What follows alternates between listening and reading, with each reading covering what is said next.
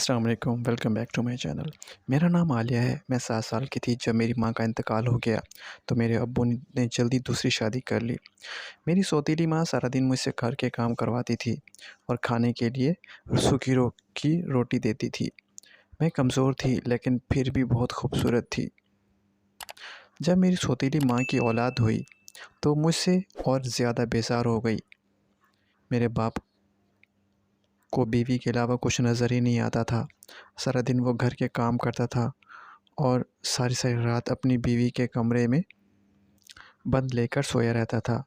इसने भी मेरी परवाह नहीं की। वक्त गुजरता रहा। मैं 14 साल की हो गई। एक दिन मेरी सौतीली माँ और बाप को कुछ ऐसी बातें करते हुए मैंने सुना कि मेरे कान खड़े हो गए थे। मैं छुपकर उनकी बातें सुनने लगी। मेरी सौतीली माँ मेरे बाप से कह रही थी कि अब आलिया जवान हो चुकी है, इसकी शादी जल्द अज जल्द कर दी जाए तो बेहतर है। कहीं ऐसा ना हो कि वह किसी के साथ मुँह काला कर ले और हम किसी के सामने मुँह दिखाने के लायक ना रहें। अगरचे मैं इतना पढ़ी लिखी न थी, समझदार तो थी, लेकिन इन बातों का मतलब जानती थी। इस दिन मुझे अपनी माँ की शदीद याद आई। मैं बहुत देर तक अपने बाप से अच्छी उम्मीद तो नहीं, पहले भी नहीं थी। इसने अपनी बीवी की हाँ में हाँ मिला दी और 1 महीने के बाद मेरी शादी करवा दी। मेरा शौहर 23 साल का हट्टा-कट्टा जवान था और मैं 15 साल की मासूम कमज़ोर लड़की। क्योंकि मैं शुरू से ही ज़ुल्म ज़्यादती बर्दाश्त करने की आदी थी, इसलिए ससुराल जाकर मुझे कोई ज़्यादा फ़र्क महसूस नहीं हुआ। और मेरी सास का हमारे घर पर रौब था और मेरा शौहर अपनी माँ से बहुत डरता था। रात को कमरे का दरवाज़ा खोलकर सोता था और जल्द मेरी करीब ही नहीं आता था। एक दिन हिम्मत करके कमरे का दरवाज़ा बंद कर दिया।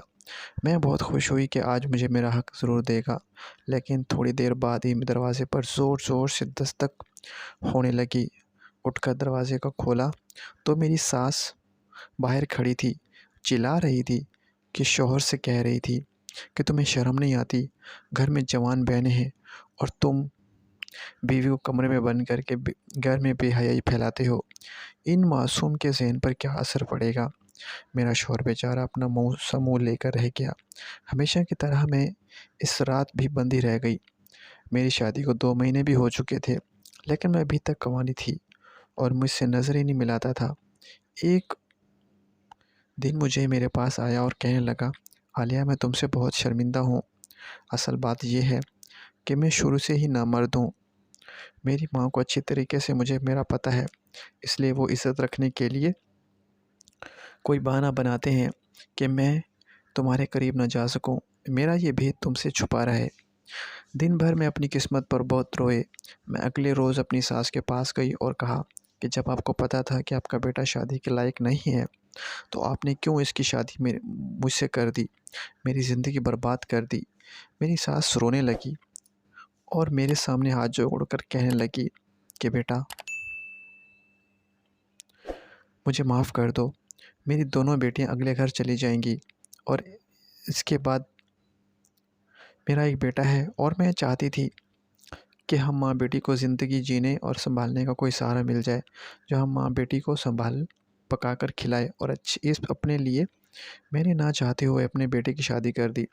मेरी प्यारी बेटी कभी हमको छोड़कर मत जाना। मेरी सास मेरे सामने रोए जा रही थी। मेरा दिल एकदम से भर आया। मुझे पहली बार किसी कि मेरी भी किसी को ज़रूरत है। मैं सिर्फ़ फ़ज़ूल नहीं हूँ, बल्कि मैं भी किसी का सहारा हूँ। उठी और अपनी रोती हुई सास को अपने गले से लगा लिया।